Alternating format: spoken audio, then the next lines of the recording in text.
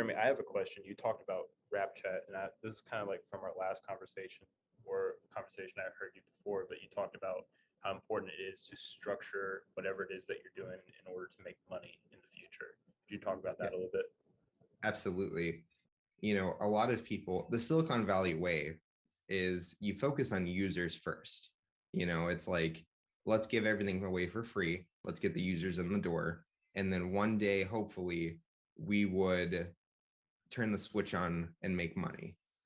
And the problem with that, and I actively consult against this now, is I tell people that you don't need to have an exit strategy and plan.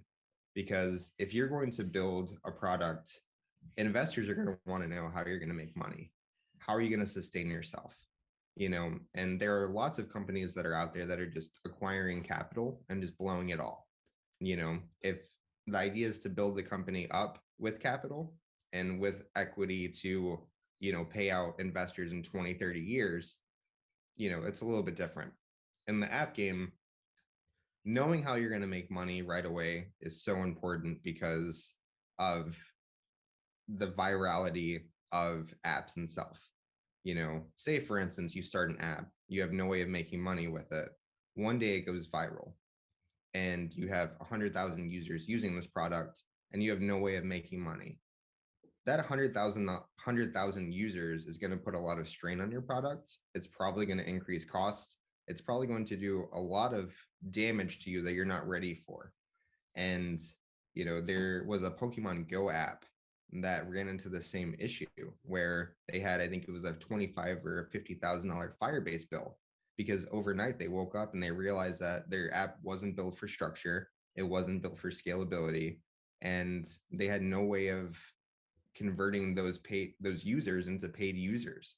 So instead, they were just accruing debt for all of those users. And I think when you're building out products, and especially with apps where you're going to pay $10,000 to $15,000 for an MVP, you have to realize, how am I going to make this money back?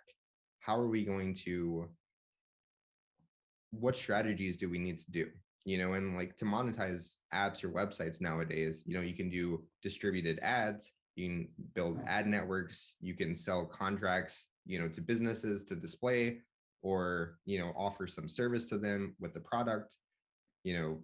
You can offer one out like in-app purchases, buying apps for 99 cents.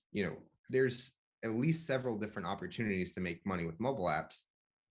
I just encourage people to investigate how they're going to make money first before they dive into anything, because just like any business, what's your revenue model? Are you just going to be an app that gives your service away for free?